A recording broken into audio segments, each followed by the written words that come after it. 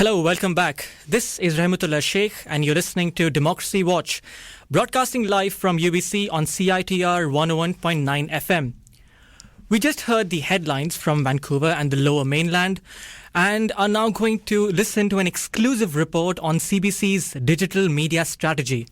First, we will hear a story report by Ryan Patrick Jones on the outgoing president and CEO of Radio-Canada, Hubert Lacroix, and the implementation of his digital-first strategy. This piece was produced by Ryan Patrick Jones, Rahmatullah Sheikh, that's myself, Olamide Olaniyan, and Alex DeBoer. I want to talk to you about change. Digital technologies, especially the internet, have changed the way we live and the way we communicate with each other. The same is true for the way we produce and consume our news.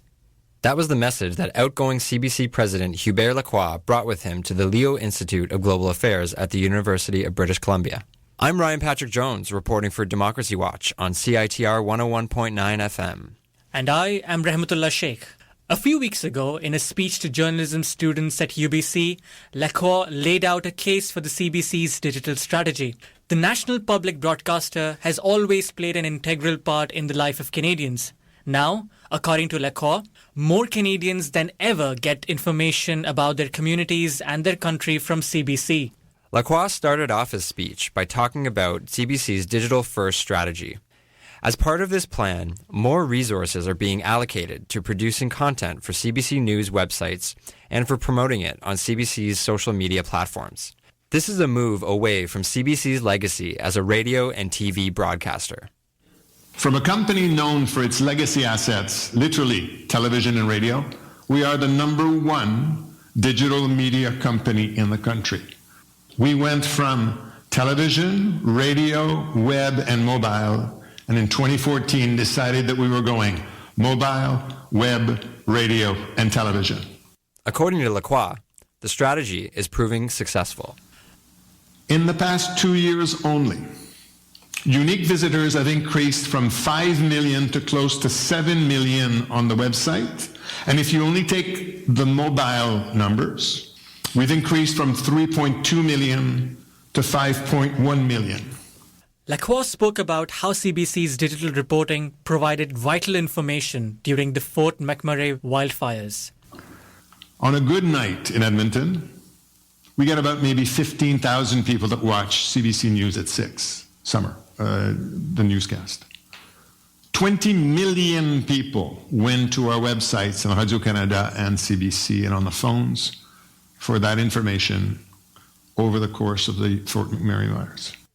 Lacroix said the tools of journalists are changing, and there are new ways for them to reach their audiences. He illustrated this with the example of Radio-Canada reporter Thomas Gerbet. Gerbet traveled to India and produced regular news clips for the national news using only an iPhone. That Thomas Gerbet went to India with one iPhone. That's it. That's all for 3 weeks. So we took a chance. We decided that we wanted to see how much we could actually do with an iPhone. He, with that one piece, would cut the story, put it on air, and we would get this in the evening for the national news because we followed him through the eyes of Céline Galipeau, who was our Peter Mansbridge, and still is actually, for a number of weeks. And we tested ourselves. We talk about innovation, one iPhone. Another interesting example he used was of Claudiane Sampson, the only Radio-Canada journalist in Yukon. One person making us more visible than ever in the Yukon, cutting stories by herself, putting them online, making them available to all, so that the persons and the people who live in the Yukon actually can get something in French, which is something we never actually did before. We didn't have any resources, and we couldn't send 3 or 4 or 5 people in the Yukon to cover. Now with the tools, she can do everything by herself. And it's funny when she says, one-person production team. Lacroix spoke about the relaunch of the flagship nightly newscast, The National. The revamped format will explore stories more in depth and cover multimedia platforms to keep the national conversation flowing. You're going to see a new National. So instead of going 90 seconds, sound bites, videos, and re-giving you in different words what you already know, we actually want you to pause with us and understand what the situation is. So the journalists that are behind that are focused right now on explaining those difficult stories to Canadians in words that they can understand. And the New National is more than the four hosts. It's a complete package. It starts in the morning. It doesn't wait for 10. It's going to have an interactive environment, website. It's going to be an app. It's going to be a blog. It's going to be a newsletter. It's going to go all day long. And when you're going to come in at 10, it's going to be a lot of live stuff. So that the conversations are extremely important between the four hosts, and you're going to see them at different times. While the internet and digital technologies are changing the way we consume and produce the news for the better, Lacroix warns that there is also a dark side. In particular, he talked about how the traditional model of journalism that relied on advertising is breaking down. Big tech companies like Google and Facebook are gobbling up advertising revenue and using journalistic content without investing in journalism. He also talked about the dangers of fake news. We have more information, but it doesn't mean that we have more reliable information, and we have so many examples of that recently. You know, Las Vegas, bad stuff happens. All of a sudden, information is deliberately false being spread in the digital world. First, we identify an innocent man. Then, we allege that the government, not we, but the environment in which we live, alleges that he's Muslim. So I think we should be concerned about this, and this is one thing that makes the public broadcaster so focused right now on being a trusted news brand. Towards the end of the talk, Lacroix spoke about a proposal CBC made to the government last year. They asked for over $400 million in additional funding so that the broadcaster can go completely ad-free. We want to become an ad-free broadcaster, like the BBC or the Australian Broadcasting Corporation. We don't believe that the public broadcaster should have ads. But we have $300 million of revenues every year that depend on our television ad revenues. And if you take out $300 million of our broadcasting model, of our funding model right now, you got to replace it or not. Do you know how much it would cost Canadians for CBC Radio Canada to go ad-free? $1 more per Canadian per month, $12 a year. So instead of $34, we would go to $46 a year. The main theme of Lacroix's talk was how CBC's digital-first strategy is helping the broadcaster better engage with the Canadian audience, and how it is striving to become the country's most trusted media brand. Lacroix spoke exclusively to Democracy Watch after his talk. Can I just start by asking you, what is the role of a public broadcaster in democracy generally and in Canada specifically? Public broadcaster is the place for trusted news. It's independent from government, and that gives it the credibility it needs to actually be able to speak to the citizens of that country and give them, in a fair and balanced way, what is going on, either in the country or in any country in the world. And for Canada, for example, because we are completely independent from government, we actually can take the government stories or news conferences, and we can actually challenge if we see that the information does not actually jive with something that was done recently or that was said recently. So we take them to task. But that's the checks and balances that a society like ours, a democratic society like the one that exists in Canada, this is what we applaud and we are very happy to contribute to. Okay, and thank you. So a significant number of Canadians now get their news from social media. So how has the rise of social media affected how the CBC does journalism? It has changed the way that we think about news. It has allowed us to push into the digital environment like we are. Now we actually have a whole bunch of platforms, either through the Facebooks of the world or the Instagrams of the world or any other social media environment like that. We want to be present there because we want to be connecting with Canadians. So the stories that we tell, we want to make sure that we engage with you And if your choice is to be on a phone somewhere, we'd like to be on that platform so that you can see our content. Excellent. So what is the role of traditional media organizations in combating the spread of fake news? Our job, and again, I'm just going to speak about CBC Radio-Canada, our job is to make sure that the information that is transmitted by our media fits the requirements of our journalistic standards and policies. And we have our ombudsman, we're the only organization in the country with ombudsman, actually check the complaints that come from the public, from Canadians, about how we treated a particular piece of information. So that gives us the credibility necessary in this environment to either combat fake news or to actually point and find fake news and substitute it with the accurate information that the CBC brand is so known for.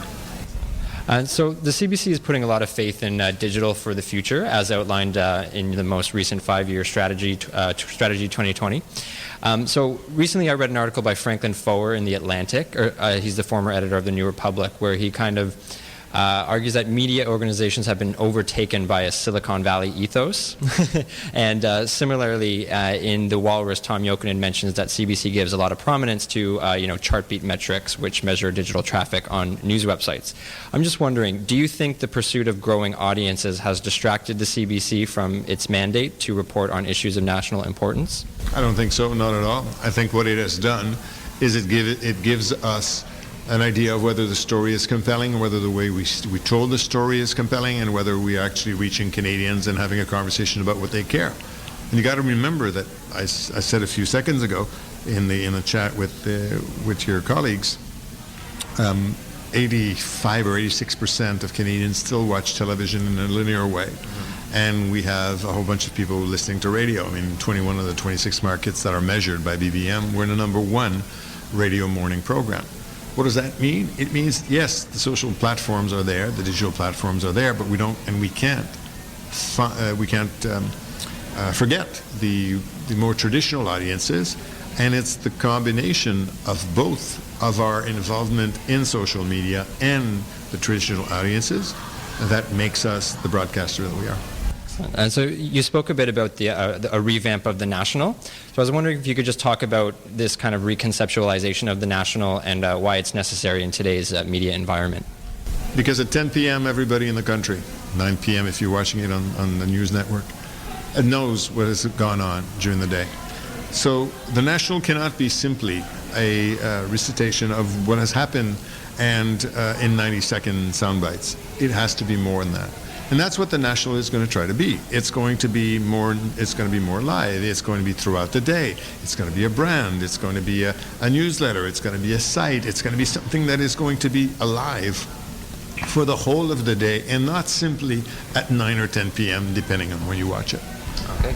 And so the CBC has struggled to increase diversity among its staff. What has the CBC been doing to rectify this issue today? We have a clear understanding and mission to improve, add digital skills, add skills of all kind to our staff. We have a goal of 23.2%, and you're going to joke and say, La Croix, why 23.2? But I'll tell you in a sec. 23.2% of all of our hires between now and by 2020 need to be from a diverse background.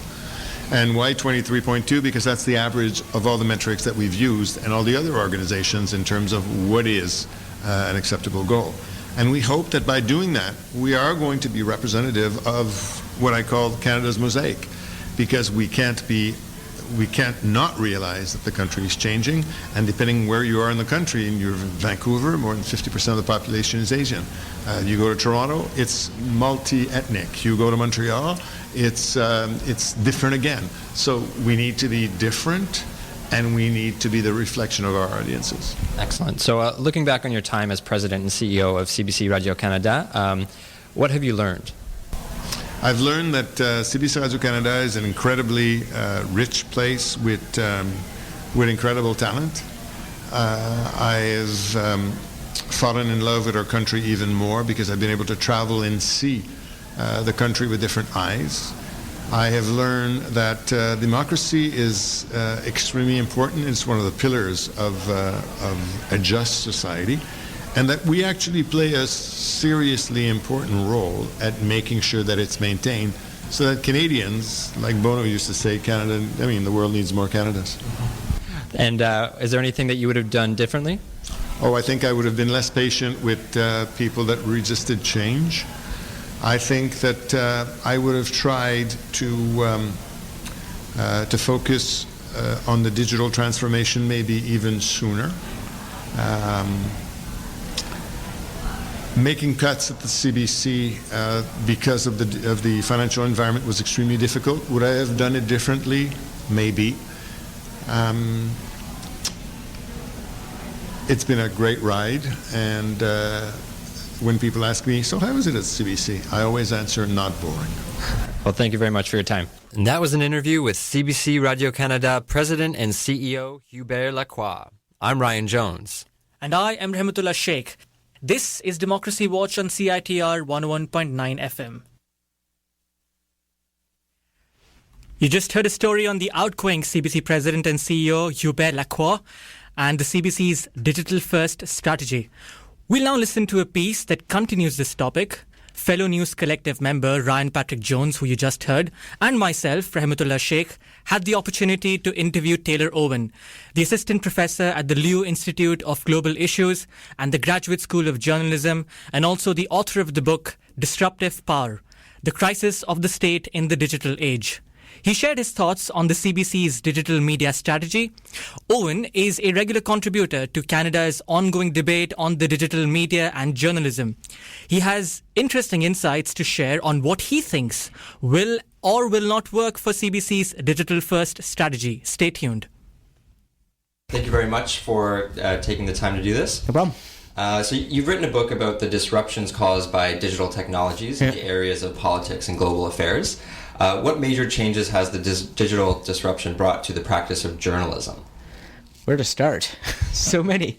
The biggest single change in the journalism space was that it used to be that to reach large, broad audiences, you needed an industrial production capability. So you needed to be a broadcaster or a newspaper with delivery trucks or a radio station with access to radio spectrum, right? You needed the industrial capacity to reach large numbers of people. And that's just not the case anymore. Anybody can reach anybody. And anybody can have an audience. And that's fundamentally challenged the monopoly that professionals and big institutions had over journalism. So we're seeing the repercussions of that now, I think. Right. And so the traditional business model for media organizations is seeming to be obsolete. Yeah. So how has this broken economic model affected the quality of journalism in Canada? It's interesting. It depends how you define quality, right? It has fundamentally undermined the ability of large industrial journalism organizations to produce the kind of journalism they produced. Right? And a lot of people think that's high quality, right? Mm-hmm. It's what we think of as 20th century relatively objective reporting-based journalism, right? And that is in decline because that model, there's far less money in that ecosystem, right? But a lot of that stuff wasn't good quality, right? There was a lot of bad journalism that happened inside this industrial model too, in part because it was so profitable. Right? Because the margins were so huge inside this industry that it led to all sorts of sort of far more extreme versions of that journalism emerging, or just really bad, lazy journalism because they were making so much money. Right. So the hope of the internet was that now that many more people could make smaller amounts of money, or that the revenue sources were diversified and the voices were diversified, that you might get a broader range of types of content, and that might ultimately lead to more quality. I think for a time that probably existed, but now we're faced with some other challenges around reconsolidation inside platforms, inside Facebook and Google, which has caused sort of a second-order effect of this disruption. Right. So the CBC has made a big transformation over the past years, switching to a digital-first business model with its Strategy 2020 plan. And in his talk at the Liu Institute, outgoing CEO President Hubert Lacroix proudly stated that the CBC was the #1 digital media company in Canada. Do you think it's a good choice for CBC to be in direct competition with other Canadian media organizations in the digital space? So again, what do you mean by competition, right? So if it's competition for content to people to choose what kind of content they consume, then absolutely. If it's in terms of business competition for the monetization of that consumption, then no. So you're speaking about advertising specifically? Absolutely. Okay. So CBC Digital, when it launched, made the decision, and they would say forced decision because of their revenue structure, they just didn't have extra funding to launch a whole new digital product. Right. So they monetized it. So they did what everybody was doing in the digital space, and the way you monetized media was to monetize traffic. Mm-hmm. So they sold ads against their traffic. Okay. And they do because they're the CBC, they're the only truly national broadcaster in the country. They had huge reach, huge audience, a big built-in audience there that they automatically started off. When they clicked the switch for ad sales, mm-hmm. it was a significant revenue source. Right? The problem with that is twofold. One, you're competing against other media companies for those ad dollars. Right. So by definition, you're probably driving the cost of those ads down and the revenue going to other places. Right? And I think that's relatively easily dismissed, though it's a marginal problem. The far bigger problem, from my perspective, is that the biggest problem in the ad-based model of journalism is a race to traffic and to the type of incentives that places on the production of journalism. Because the second you put traffic as your primary financial driver of a piece of content, it changes what you report on, how you write about your story, what you emphasize in your story, what headline you write for your story, right? It has all these trickle-down effects that I think is degrading the quality of journalism we produce, right? So the second the CBC puts that signal that we care about how the reach and the monetization of that reach of our journalism, and they say that to their journalists and their editors and their managers, I think it puts them in the exact same spot as all the other media companies, which is a slowly degrading news product. And the one amazing opportunity you have with a public broadcaster is to not be in that economic model, right? That's this incredible luxury that we as a society has given and have placed in responsibility. We've placed in the CBC, and then we've undermined it by saying, okay, you also have to make money on ads, which then makes you just like all the rest, right? So we're losing the very value we've created in hiving this thing off and treating it differently as a public broadcaster. Well, that was exactly my next question. So Franklin Foer, former editor of The New Republic, wrote in The Atlantic that media organizations risk being overtaken by a Silicon Valley ethos that pursues traffic above all else. And in an August feature for The Walrus, Tom Jokinen mentions that the CBC gives prominence to Chartbeat metrics that measure digital traffic on its news website. Do you think the pursuit of growing audiences has distracted CBC from its mandate to report on issues of national importance? Yes, distracted is the right word, because they still do report on issues of national importance. There's still fabulous journalism that happens within the CBC, but I think it is a distraction. Right. And it's a distraction that is increasingly costly at a time when there's such limited quality journalism in our ecosystem, right? That we do have this opportunity to have this one thing that sits outside of these crazy market demands, which I don't agree with everything Franklin Foer says in that article in his new book, but I agree with him that ethos of scale-based revenue for journalism is deeply pernicious. Right. And CBC is going down that path. So they have to be, I think, if we're going to put money into them at all, it needs to be isolated from that market mechanism. Okay. So you were also a principal researcher for the Shattered Mirror report on the state of the media industry in Canada. And one of its recommendations was that the CBC should change its content licensing strategy and begin publishing all civic journalism under a Creative Commons license. Hubert Lacroix said he's not comfortable with that idea because of the risks involved in CBC's content falling into the wrong hands. What would you say to that? Well, this is an indication of the mentality that is also problematic inside the CBC, which is that the public can't be trusted, for one, to produce and disseminate and debate and engage in this kind of content, right? Which is a problem. But also a misreading of what Creative Commons licenses do, right? You can put pretty strict controls on who can do what with a piece of Creative Commons content, right? And also, and this is probably the bigger one, is that it continues to see CBC as a competitor against other media companies. And I think the idea, this is really ingrained inside the institution, which is you ask them who their competitors are, and they would say the Toronto Star, the Globe and Mail, Global, right? Yeah. All of which are private companies. Right. And I'm not sure that that mentality of competing against the Toronto Star really is what we should be embedding inside a public broadcaster. Instead, if you think of it as a platform that creates content that then can be distributed by anybody, with the goal of as many people using it and engaging with it as possible, what better way than to let others not be competitors, but instead be your distributors or be your, right? So why on earth wouldn't we'd be happy if the Toronto Star puts a great piece of CBC journalism on its front page and then it reaches 1 million new people? Right. Like that to me is fulfilling that core objective of the CBC, which is to get their high quality content in front of as many Canadians as possible or impacting as many Canadians as possible, right? So why not leverage all these other private companies to help be the distribution channel? Because one thing we know about the internet is no one organization is the destination for everybody's news. That's just not how it works. So the CBC will never be the place every Canadian gets its news. But a CBC piece of journalism could reach most Canadians if it was disseminated openly through a Creative Commons license, right? So it means shifting what the CBC is from a competitor media company to a producer of journalism that then gets distributed through the ecosystem, the news ecosystem. Okay, so is that how you would define success for the CBC? Is reaching the most number of Canadians?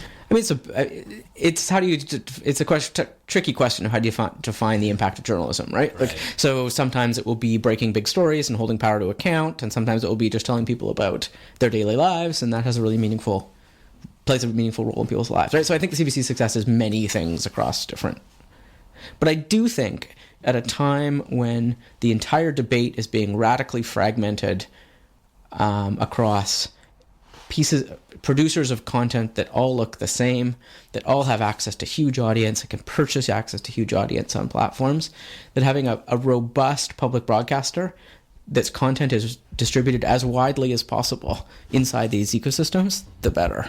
But that's going to require them to think of themselves, honestly, more like a ProPublica than like a Globe and Mail. So you think there needs to be a mindset change? I think the mindset is they are a producer of high quality journalism, not a destination for that journalism, and it's a very different thing. Okay. ProPublica doesn't care if you go to the ProPublica website. Right. They want to have impact, so they'd rather their story appear on the front page of the New York Times saying produced by ProPublica than sit on their site and not be consumed, but they own the entire distribution of it, right? So they make that trade-off, and I think maybe that's a bit extreme for the CBC, but to me, that's the direction it should be going. Okay, so one of Hubert Lacroix's suggestions for the CBC is that it receive additional public funding so that it can go ad-free, and CBC has submitted a proposal to the federal government for $418 million per year in extra funding to achieve that end. He cited the BBC as an example of a public broadcaster that's doing a lot of good work and which enjoys higher per capita funding. What are your thoughts on that proposal? So, in principle, agree. There's an opportunity for more revenue. The problem is that number is grossly out of step with the advertising revenue they currently receive. Right? I think it's 20-something million off digital ads. So they could turn off digital ads for 26, I think, something like that, $1 million a year, which is not $400 million a year, right? So first, I actually think that digital ads are the most pernicious problem, so we could get rid of that overnight for very little money. Right. And if they can tell me they can't find $26 or $30 million a year somewhere in the CBC, like in order to get rid of this deep problem in the center of, I think, their digital strategy, then that doesn't need $400 million a year to solve that problem, I think right? he was talking also about broadcast ads as well. Exactly. So that's a whole other thing. Getting rid of broadcast ads is a much more complicated thing because it's 100 and something million a year, as opposed to the 20 or 30, right? So it's significant, and it's just much more embedded in the entire infrastructure of the CBC because a lot of these shows are commercial and all this kind of stuff, right? But sure, but when they asked for the $400 million, it wasn't spelled out where this money really was going to go. There were huge generalities in this, right at a time when, I think it's fine and I think maybe we should be paying more for a public broadcaster. But I'm not sure there's broad support in the Canadian public for just increasing budget to an institution that people see some challenges with, right?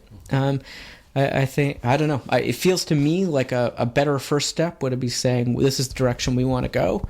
Here's where we think there's some real inefficiencies or types of content we're producing that we don't think is aligned directly with our mandate. And so we're going to stop doing those things or shift our culture a bit to make up that money and get rid of digital ads to produce this like best-in-class digital product in Canada. And then maybe we could talk about increasing funds to do it in other platforms, right? So I don't know. Maybe it's just a slight different shift in approach, but they've also, to their defense, CBC's been under attack for over a decade, right? There was a decade period where they were in a defensive posture against what they thought was a government that didn't have their interests in sort of front of mind, right? And I think that's probably true. And so what we're seeing now is a bit of a continuation of that defensive posture, which is when you think money might be able to be available, grab it. When you think you might be able to grow, right? Like that's what you do when you're in a defensive posture. Yeah. But that to me is not the most confident voice they could be displaying. Do you want to take over? Yeah. So you touched upon the question of platforms. So in the beginning, there was a lot of optimism surrounding the development of platforms and the reach that they were providing. And many academics and commentators were praising the ability to promote democracy. However, things are changing. We're seeing the meddling in elections and the questions surrounding it. So now the public opinion seems to be turning against them. What do you think has fundamentally changed about these social platforms which were heralded as these messiahs for reach? Yeah, it's a huge question. I think the main thing that's changed is that the way in which these companies have decided to monetize has meant selling access to their audience. And that is an incredibly lucrative model. So Facebook made $26 billion last year off selling data about their users and selling access to their users. It's incredibly effective for advertisers, for anyone who wants to reach an audience, whether it be a political campaign or a foreign government or a brand, right? Anyone who wants to reach a micro-targeted audience can now do it. What it's not good for is for the type of information that people are exposed to. Because all of a sudden, a big chunk of the content they're seeing is purchased. So when these platforms were more organic and they frankly weren't making money, they were just building audience, people were seeing things that were much more true to what their friends were sharing or what their interests might be. Or now there's a toxicity to the content they're seeing because they don't know if it was purchased. They don't know who purchased it. They don't know for what reason people purchased it, how people are trying to influence their opinions, their beliefs, their activities, their actions, right? So the big thing that's changed is these platforms, as they've scaled and as they've gone public, right? So the second these companies go public, they have to show revenue growth year on year. The way they've shown that revenue growth is by selling more and more data about their users, and that's changed the nature of the platforms. Yeah, so there's one company which has certainly gone public, and it was the subject of your recent Globe and Mail opinion piece. So you wrote that Facebook is a threat to democracy. So what is it about Facebook that threatens democracy, and what should the Canadian government do about it? So the particular argument was that a key part of our democracy is how we regulate our elections. Right? That the key moment that we embed with importance inside our democracy is the moment when we all choose the makeup of our government. Right? And we know that information and the information citizens receive is so important during that period and has such an effect on how we vote that we heavily regulate it. So we put strict limits on spending, on advertising spending. We don't allow foreign governments or foreign companies or foreign actors to buy access to the Canadian audience. We make every ad that's placed in front of a Canadian be transparent so that we can assess the impact it might have had after the fact, right? We say that speech is curtailed during elections because it's so important. That model of democracy is incompatible with the way platforms work. Platforms allow me as an advertiser or as one who wants to buy audience to purchase and place an ad in secret in front of any person I want without that money being disclosed, my origin or location being disclosed, or the ad itself being disclosed. So those two things are incompatible, I think. So something has to change. Either our election law changes and we say, look, the nature of free speech is different in the platform world, so we're going to change our election law, or the behavior of platforms has to change. And if neither of them do, then we have a real problem in our democracy. Yeah, reaching the final two questions, actually. So one of the things that the outgoing CPC president was lamenting about was that Facebook and Google have become like the publishers, the de facto publishers. They distribute journalistic work and they gobble up ad revenues as well. But then do you think that they should also be contributing towards funding journalism in Canada, because they use the journalistic content, but they don't really support it with their funds? So he was arguing that the platforms should be funding journalism? Yeah, he was saying that Google and Facebook use our content to on their platforms, but then they don't really produce any of that content. So they should maybe fund journalism instead. Yeah, to me, that's not the core problem. Because if the CBC doesn't want Facebook to use their content, they can pretty much stop it from doing so. If they don't want their content to show up in Google search results, they can turn off the way in which Google sees their websites, right? There's some degree of control over that on content producers' side. Up until now, these content producers have made the bargain where they said, look, it's worth it for us to have the reach on these platforms because that drives our audience and builds our audience, and we monetize off that to a certain degree and revenue share off the traffic, right? So they've entered into this bargain with eyes wide open to a certain degree. So I don't think we can place all the blame on the platforms here for the problems, right? Like, platforms are just really efficient at delivering these ads to people, much more efficient than journalistic organizations ever were, right? So I'm not sure. Maybe there's part of a solution where platforms do fund a bit more journalism. But that, to me, isn't the root cause of this. The root cause is the nature of the ecosystem itself, right? Not the relationship between these two. And if CBC really wants to not have their content distributed on Facebook, they should just take down their Facebook page. They have a Facebook page and they post their content on Facebook with the goal of it being shared, right? So I think it's then a little bit disingenuous to say we then want to turn on that. So I think they need to be part of this conversation as well. All right, I think we gotta go. Yeah. Thank you so much. Okay, no problem. This is Democracy Watch on CITR 101.9 FM. You just heard an audio story on the CBC's digital media strategy reported by Ryan Patrick Jones and myself, Rahmatullah Sheikh, and this was produced by Alex DeBoer. We're going to take a short break, but stay tuned, we have some more on the other side. She'll make a lovely doll after I finish with you.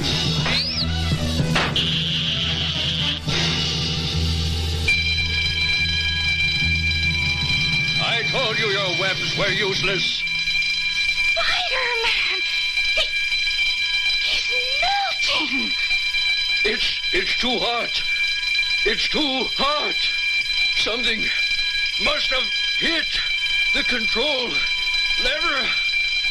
Turn it off. Want to save energy and keep yourself comfortable?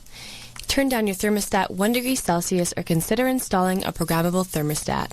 If every household in BC with electric space heating turned down their heat by 1 degree for 8 hours a day, it would save enough electricity to power Science World for over 75 years. This Power Smart play brought to you by BC Hydro Power Smart and CITR 101.9 FM. Making a cuppa? Stop! How many cups of tea are you making? What? There's enough for 10 cups in there. Only boil the amount of water that you actually need. Very good, old boy. That's right. The British are making less tea to conserve energy. Students can conserve energy too. A student's life often follows a pattern. Eat, sleep, study.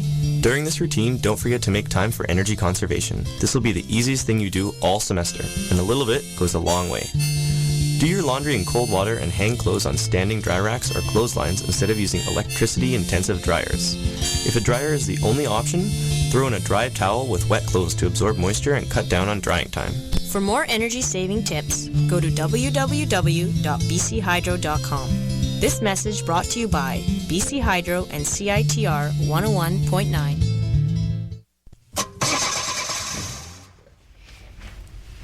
And we're back with Democracy Watch, CITR's weekly news show. I'm Alex DeBoer. We've spent the hour examining CBC's digital media strategy, hearing from outgoing CBC President and CEO Hubert Lacroix and digital journalism critic and UBC School Professor Taylor Owen. We're now going to have a News Collective discussion on this topic with collective members Ryan Patrick Jones and Rahmatullah Sheikh. So just to kick off this discussion, I find the idea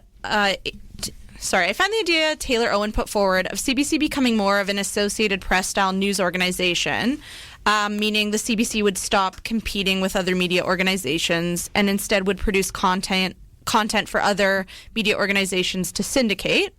So I'm wondering, thinking about this, what do you two consider would be the positives and negatives of this? Because it seems like Taylor Owen sees this as a strategy with no downsides, but surely the CBC changing so immensely to just offer its content to other media organizations would have some downsides. What do you guys think of that?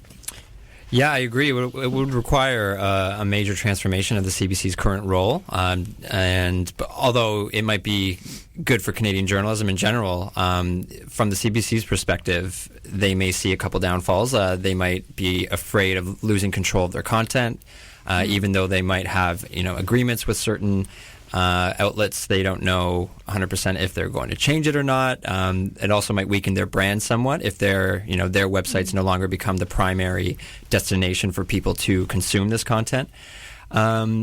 But yeah, at the same time, I think it would offer, free them up a lot to kind of focus on a lot of the civic journalism that the CBC was originally created for. What do you think, Rahmatullah? Yeah, I think Taylor Owen does make a compelling case about why CBC should be making this transformation. But at the same time, we do see where Hubert Lacroix's fears come from, and this sort of came out in discussion with the students as well after his talk. So he did mention that he feared the content of CBC, which is supposed to be trusted and reliable, falling into the wrong hands, and this kind of ties into his whole fear of fake news that we see these days. At the same time, the other issue with this problem would be that one of the metrics that's kind of there, kind of what's really being the highlight of the success of CBC is the traffic that they've generated. So if they really compromise on the traffic and stop turning that into a destination, as Taylor Owen says, and really democratize their content and really spread it out into other outlets, they would actually be blunting the one thing that they're really proud of, and that's traffic and engagement. So yeah, it's a slippery slope, but Taylor Owen does certainly make a case for it. Well, I think the point you make about fake news is interesting because I'm not sure, but obviously the Associated Press and other news organizations that share their content must have some strategy for vetting different platforms and different news organizations, right, where they give their content. And I'm not sure what that is, but there would be a way to do that for sure. In terms of having a loss in traffic for the website, I think it would be a matter of pivoting to measure success and engagement in other ways. So like the number of times their stories picked up. And they could also do, an aggregation of traffic on the platforms that they're working with as well to still get that kind of same measurement if that's really what they're interested in. And it kind of is, because Hubert Lacroix, mentioned how digital technologies and podcasting and, websites and the internet have allowed the CBC to reach Canadians in different ways, but also to reach more Canadians. And so that ultimately seems to be their biggest goal, right? To inform, to enlighten, and to entertain Canadians. So I think that, allowing them to reach more Canadians just on different platforms might work. Yeah. The other thing he did speak about how content was really changing because of the digital technology and how they were able to say, kind of convey stories and reach places which were previously not possible. And this would in a way kind of give them another impetus to really step up their content, because now they would be opening up the field for other outlets to pick up their content. So this would be an added advantage. The benchmark would not be what CBC has done, but the benchmark would be what others are expecting of them. So it's sort of it's a double-edged thing, but then at the same time there are some great points to be made over there. Yeah, totally. I mean, I can't help but think this could be an issue of ego a bit, and like I was saying to you two earlier, journalism is a competitive field where people want to be the first to break the story or win the award for best investigative piece, etc. And so maybe to have a stronger democracy, a more informed public through better journalism requires less of a sense of individual accomplishment and more of a sense of, uniting to inform and holding people accountable. We only have about a minute and a half left, so I'll just end with a question that I don't think is super easy to answer. But I thought it was interesting when Heber Lacroix was talking about Chartbeat metrics, as you asked him about, Ryan, and how, that's a way that they do measure engagement and connection with audiences. It makes sense. But stories that get clicked on, that get read, are often stories that are not the most important. As we all know, like stories about animals get a lot of attention. So I'm just wondering, and Taylor Owen was commenting on it's hard to measure this too, but do you two have any insights into how we could really measure what journalism is actually connecting and informing Canadian citizens and what is just kind of entertaining them? Yeah, it would. If the benchmark of good journalism is our cat videos, that kind of sounds a death knell for people like Ryan and myself, who came into the journalism school expecting and aspiring to make some good content. But then it kind of also ties into the whole revenue and ad model, right? So if they do have this opportunity, if their advertising is tied into their reach, and if there is any way they can kind of do away with the ad model and be completely funded, and Heber Lacroix makes a case for that, then maybe they can stop, kind of chasing those engagements and focus on making some really good, hard-hitting, impactful content instead of cat videos.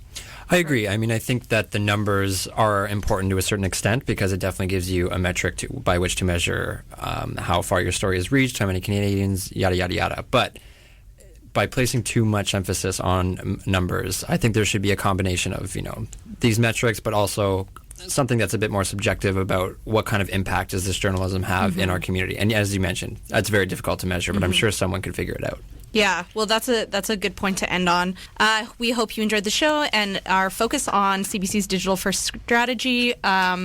Please tune in next week. We're on again Thursday, 5 to 6, CITR 101.9 FM. This has been a special holiday rebroadcast. I would like to also take the opportunity to wish my friend Tim Trong a happy birthday. Today is his golden champagne birthday, December 28th. And so happy birthday to you, Tim Trong. Have a great day. Thanks to everyone for listening to Democracy Watch. We'll be back again next Thursday. Have a great holiday season and New Year's. Goodbye.